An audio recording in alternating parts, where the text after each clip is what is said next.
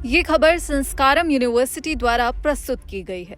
क्या भारत के पड़ोस में एक नया और खतरनाक सैन्य चक्रव्यूह तैयार हो रहा है? क्या सऊदी अरब, पाकिस्तान, तुर्की के साथ मिलकर बांग्लादेश एक नया मुस्लिम डिफेंस ब्लॉक बनाने जा रहा है? और सबसे बड़ा सवाल, अगर ढाका ने इस समझौते पर दस्तखत कर दिए तो क्या भारत की सुरक्षा और कूटनीति के सामने अब तक की सबसे बड़ी चुनौती खड़ी हो जाएगी या फिर नहीं? आज हम जिस खबर पर बात करने जा रहे हैं वो सिर्फ एक रक्षा समझौते की खबर नहीं, बल्कि दक्षिण एशिया के पूरे शक्ति संतुलन को हिला देने वाला एक बहुत बड़ा भू राजनीतिक बदलाव है। जरा सोचिए, जिस पाकिस्तान से बांग्लादेश ने 1971 में अलग होकर अपनी आजादी हासिल की थी, आज वही बांग्लादेश पाकिस्तान और तुर्की के साथ मिलकर एक साझा सैन्य सुरक्षा समझौते में शामिल होने की तैयारी कर रहा है।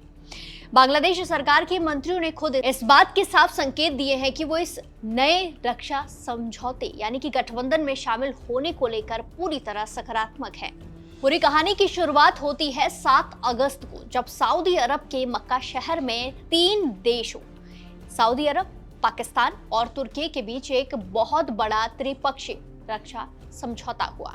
इस समझौते की सबसे खास और चौंकाने वाली शर्त ठीक नाटो जैसी है, यानी अगर इन तीनों देशों में से किसी भी एक देश पर कोई भी हथियारबंद हमला होता है तो उसे तीनों देशों पर हमला माना जाएगा और तीनों मिलकर उसका जवाब देंगे।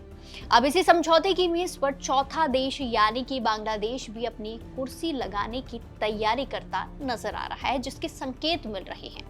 ढाका से आ रही ताजा खबरों के मुताबिक बांग्लादेश के विदेश मामलों के नवनियुक्त राज्य मंत्री हुमायूं कबीर ने साफ शब्दों में कहा कि उनका देश सऊदी अरब, पाकिस्तान और तुर्की के इस रक्षा और आर्थिक समझौते में शामिल होने के विकल्प पर बेहद सकारात्मक रुख रखता है। हुमायूं कबीर का कहना है कि उनकी सरकार बांग्लादेश फर्स्ट की नीति पर काम कर रही है और अपने राष्ट्रीय हितों को ध्यान में रखकर ही कोई फैसला लेगी। इसके साथ ही उन्होंने ये भी साफ कर दिया है कि बांग्लादेश अब कूटनीतिक बातचीत के जरिए पाकिस्तान के साथ अपने द्विपक्षीय रिश्तों को और ज्यादा मजबूत करने जा रहा है। यही नहीं, बांग्लादेश के प्रधानमंत्री तारिक रहमान को सऊदी क्राउन प्रिंस मोहम्मद बिन सलमान की तरफ से रियाद आने का न्योता भी मिल चुका है, इनविटेशन मिल चुका है और वो जल्द ही सऊदी अरब के दौरे पर जाने वाले हैं। वहीं इस मामले में बांग्लादेश की दूसरी विदेश राज्य मंत्री शमा ओबेद इस्लाम ने भी इसी बात पर मुहर लगाई है। उन्होंने मीडिया से बातचीत करते हुए कहा कि बांग्लादेश किसी भी समझौते में शामिल होगा या फिर नहीं, इसका पैमाना सिर्फ एक होगा कि इससे बांग्लादेश और वहां की जनता के हितों की रक्षा होती है या नहीं। यानी दोनों ही मंत्रियों के बयान से ये शीशे की तरह साफ हो चुका है कि ढाका इस नए मिलिट्री अलायंस से दूरी बनाने के मूड में बिल्कुल भी नहीं है, बल्कि वो इसमें शामिल होने के रास्ते तलाश रहा है। अब सवाल ये उठता है कि ये खबर भारत के लिए इतनी चिंताजनक क्यों बनी हुई है? क्या सच में चिंता का विषय है या फिर नहीं, ये जानते हैं।